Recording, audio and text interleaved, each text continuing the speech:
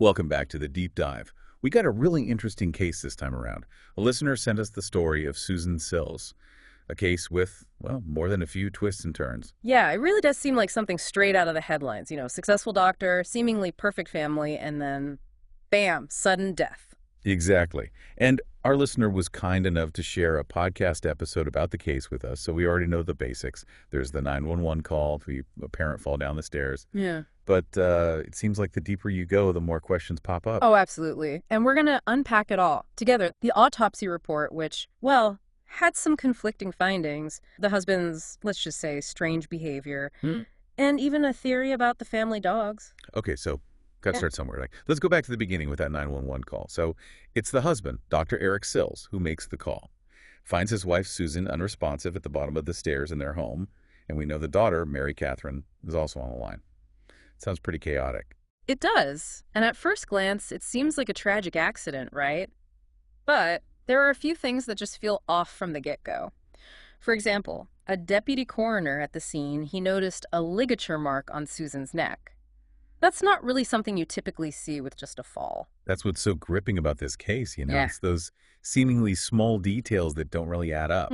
So we have this picture-perfect, family, successful businesswoman, twin kids. Everything looks great from the outside, at least initially. Right, until you start peeling back those layers. And what do we find when we start digging a little deeper? Well, a much more complicated story, that's for sure. See, Susan, she suffered from these really debilitating migraines.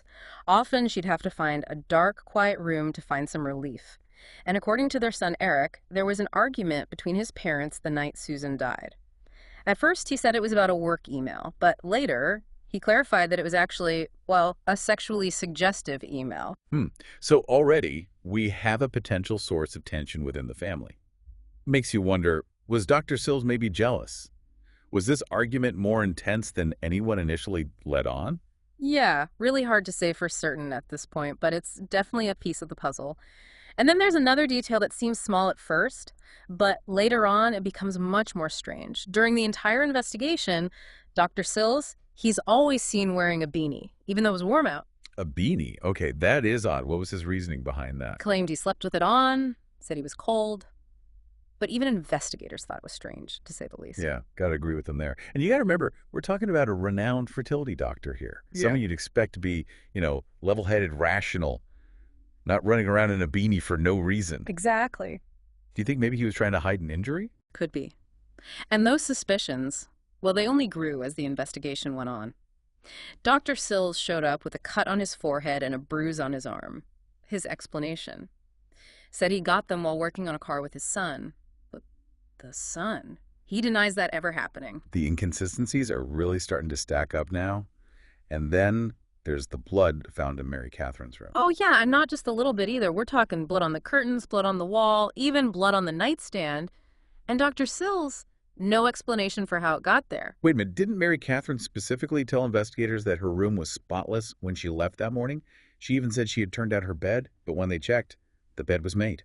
You're exactly right. And that, combined with the unexplained injuries, the beanie thing, well, it starts to paint a different picture than what Dr. Sills is claiming. Absolutely. Something's not adding up here. Even though they don't have enough to arrest him at this point, investigators got to be thinking Dr. Sills is hiding something major.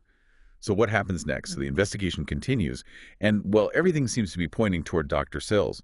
But then, a year later, the autopsy report comes back. Yeah. And things get a lot more complicated. Yeah, the autopsy concludes that Susan's death, it was a homicide caused by ligature strangulation. Big development, right? Officially makes Dr. Sills the prime suspect. But here's where it gets even more complex. The autopsy, it also shows injuries that are consistent with a fall, like a fractured vertebra in her neck. So wait, hold on. How can you have both? Was she strangled? Did she fall? Or could it be both? Well, that's the big question, isn't it? And this becomes a central point of debate throughout the whole trial, the prosecution's theory. It was that Dr. Sills, he strangled Susan, and then he staged everything to look like an accident.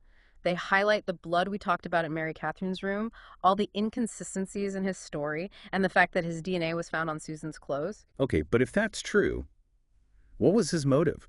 Why would a successful doctor living this seemingly perfect life, why would he kill his wife? Well, I gotta remember those text messages on Susan's phone, right? The ones where she talks about feeling trapped and wanting to leave the marriage. There's even one that says, "You are killing me. I just want out." Pretty powerful stuff. Really suggests a level of unhappiness that wasn't visible from the outside. Wow. Yeah, that text is chilling, to say the least. Definitely suggests things weren't as great as they seemed. But is that enough to, to establish motive for murder? The prosecution certainly thought so. Their argument was that Dr. Sills, maybe driven by jealousy or anger or need to control Susan, he just snapped, killed her in a fit of rage. Yeah. However, the defense, they had a completely different theory, and, well, it involved the family dogs. Hold on. The dogs, what do they have to do with any of this? Okay, so the defense, their argument was that Susan, she did fall down the stairs, but the family had these two big dogs, right?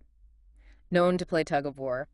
And they think the dogs got tangled up in the scarf around Susan's neck, and that, well, that contributed to her death. Wait, so you're saying they think the dogs accidentally strangled her? That seems, that seems pretty hard to believe. I know, right? It does sound far-fetched, but they did have some evidence to back it up. The scarf.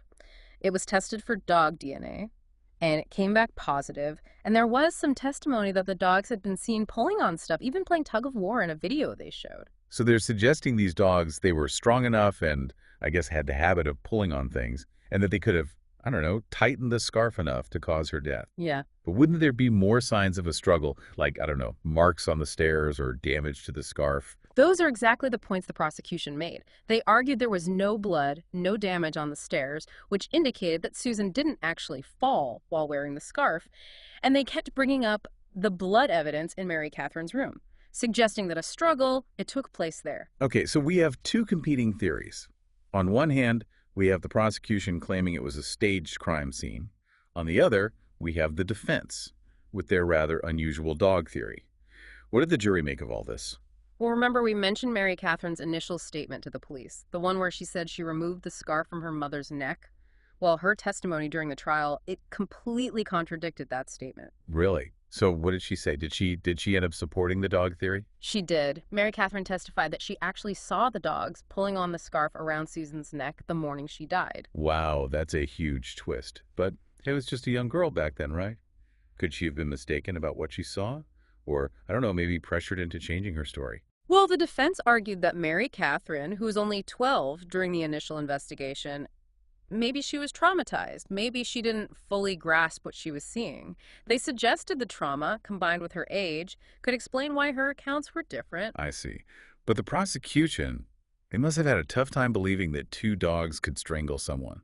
Did they bring in any experts to refute that? They did. They had experts testify about the physics of a dog trying to get traction on a wooden staircase and how it would be extremely unlikely for them to have enough force to cause strangulation. Plus, they pointed out there weren't any puncture wounds on the scarf, which you'd expect if the dogs were biting and pulling on it. Okay, so in the end, it was up to the jury to decide what to believe. They had all the evidence, the conflicting testimonies, and those two very different versions of what happened that night. What was their verdict? Sure. So the jury's heard it all, right? The evidence, the conflicting stories, the whole dog theory, and the prosecution's argument for a staged scene. What did they decide? After 3 whole weeks of deliberation, the jury found Dr. Sills guilty. Second-degree murder. Second degree.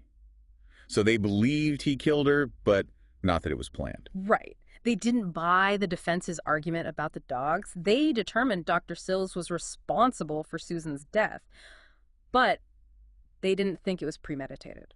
Interesting. Kind of a nuanced verdict, right?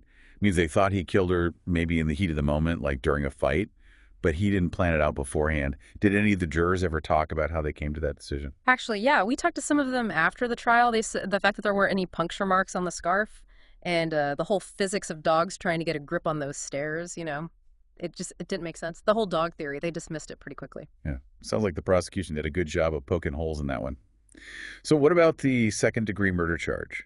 Why not first degree if they were convinced he was guilty? Well, the jurors said they went back and forth, really struggled with whether it was premeditated or not. They felt like the scene, how chaotic it was, and that there wasn't some carefully planned cover-up. It suggested more of an impulsive act, a crime of passion, not a cold, calculated murder. So maybe the argument about that email, maybe that escalated. Yeah. Or something else happened that night to set him off. We may never really know what happened in those final moments. What about the sentencing? How did that go? Oh, it was It was really emotional. Susan's mother, Teresa, she gave a powerful statement, talked about Susan, what a vibrant life she had, and the pain of knowing her dreams were cut short. She even talked about the staircase, the one where Susan was found. She said she always imagined watching Mary Catherine walk down those stairs on her wedding day. Oh, wow. Just heartbreaking. It really hits you. It isn't just a case, it's a family, a real family, shattered by this awful tragedy. Yeah. Did Mary Catherine speak at the sentencing too? She did. And gosh, it was tough to hear. I mean, she lost her mom and then the family friend who took her and her brother in after their dad was arrested. But she still pleaded for leniency for her father. Said she loved him and wanted him to be a part of her life, to walk her down the aisle someday. It's hard to fathom, finding that kind of forgiveness after everything that happened. It really speaks to the complexities of family and, I guess, the power of forgiveness. What was Dr. Sills' sentence? He got 15 years to life. That's the mandatory sentence in California for second-degree murder. So even with the verdict, the sentence, it feels like there are still so many questions. What really happened that night? Did the argument about the email lead to the violence? Was it something else that triggered Dr. Sills? Did Susan actually fall, or was the whole thing staged? That's what's so haunting about this case. Even after the trial's over, it sticks with you. The truth, it can be hard to find, especially in cases like this where you have all these different stories and hidden motives. But one thing's for sure, Susan's death, it changed everyone involved forever. Her family, friends, the whole community. They were all left to deal with this senseless loss. This deep dive, it's really shown how quickly things can fall apart, how a life that seems perfect can just unravel. It's easy to be fooled by appearances. You just never really know what's happening behind closed doors. And it makes you realize how important it is to really investigate, to look beyond what you see on the surface. This case, it could have been written off as a tragic accident. But those investigators, they noticed those inconsistencies, the little things that just didn't fit. If they hadn't, who knows what would have happened. It reminds you to pay attention, to really listen and watch for those subtle signs that might point to something more going on. And that's a lesson we can all take with us, not just when we suspect a crime, but in all our relationships with friends, family, people we work with. Yeah. As we wrap up this deep dive, I keep thinking about those text messages from Susan. The ones where she was talking about wanting to get away, to escape. Makes you wonder, what signs do we miss in our own lives?